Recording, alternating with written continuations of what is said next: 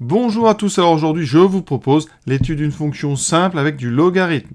Cette fonction c'est f de x, c'est celle d'expression x plus ln de x, d'accord? Donc son domaine de définition, cette fonction que j'appellerai df, c'est le même que le logarithme, donc c'est 0 plus l'infini. Un logarithme, ça n'existe que pour des nombres strictement positifs. Alors on va tout de suite démarrer avec les limites. Les limites aux bornes, vous voyez les bornes de l'ensemble de définition, c'est 0 et plus l'infini. On commence donc par 0. Cette limite en 0, alors x tend donc vers 0, avec un x strictement positif, donc c'est sous-entendu c'est 0 plus. Je vous rappelle qu'on va avoir besoin de la limite du logarithme. Le logarithme, quand x tend vers 0, c'est moins l'infini. Il faut absolument que vous connaissiez la courbe du logarithme. Le logarithme s'annule en 1, d'accord? Et vous avez une asymptote verticale en 0, donc ça donne ceci, la fonction est strictement croissante. Voilà, donc ici, limite moins l'infini. On va ajouter ça avec x. La limite, quand x tend vers 0 de x, c'est 0. Donc par addition, eh bien, la limite de f en 0, c'est donc moins l'infini. Moins l'infini plus 0, ça fait moins l'infini dans les tableaux de limite. Deuxième limite en plus l'infini. Je vous rappelle que la limite du logarithme, vous devez absolument savoir, c'est plus l'infini. D'accord. Limite de x, c'est plus l'infini. On ajoute les deux, donc là, ça ne pose pas de problème. On ajoute deux expressions qui vont vers plus l'infini. Donc par addition, eh bien, ça va faire quelque chose qui tend vers plus l'infini. Donc, voilà pour les limites. Alors l'interprétation graphique, eh bien, il y en a une. Hein, ici, la limite de f en 0, c'est moins l'infini. Ça veut dire que la courbe de f, je vais l'appeler CF, eh bien, elle admet en 0 une asymptote verticale, tout comme le logarithme, d'accord?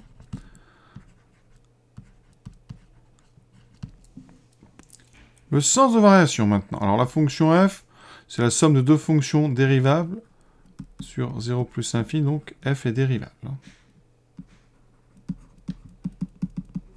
Comme somme de deux fonctions dérivables. Pour la dérivée, c'est très simple.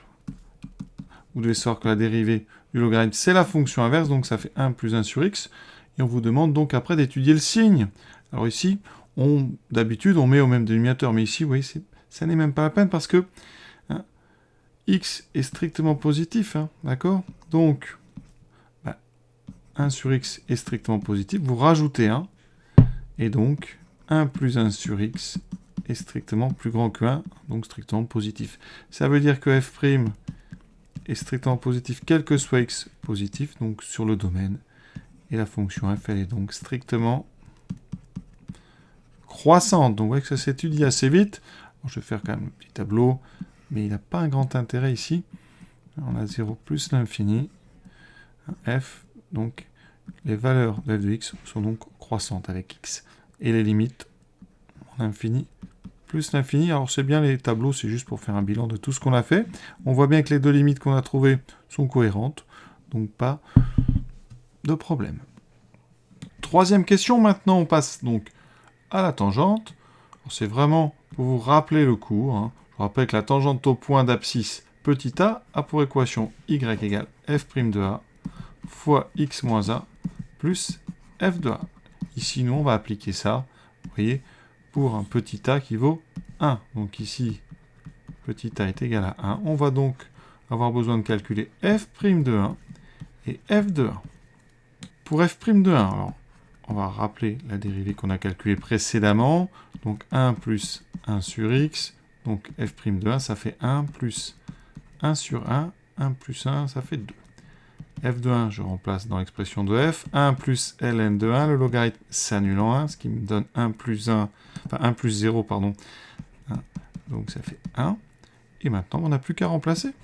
Y égale f' de 1 fois x moins 1 plus f de 1, ça c'est l'équation réduite. Ça me donne donc 2 fois x moins 1 plus 1. Et en développant, je trouve comme équation 2x moins 2 plus 1, 2x moins 1. C'est ce qu'on avait. On regarde ça sur GeoGebra. Donc voici la courbe. Donc vous voyez bien qu'on a présence de notre asymptote en 0, asymptote verticale. Ensuite, la tangente. Donc je tape tangente. tangente donc au point 1f, voilà, vous tapez juste donc tangente parenthèse 1,f, la tangente se trace, vous validez, son équation c'est bien y égale 2x moins 1, donc tout ça c'est parfait. Voilà, cet exercice est terminé, j'espère que ça vous a plu, je vous souhaite une bonne fin de journée à tous et à bientôt.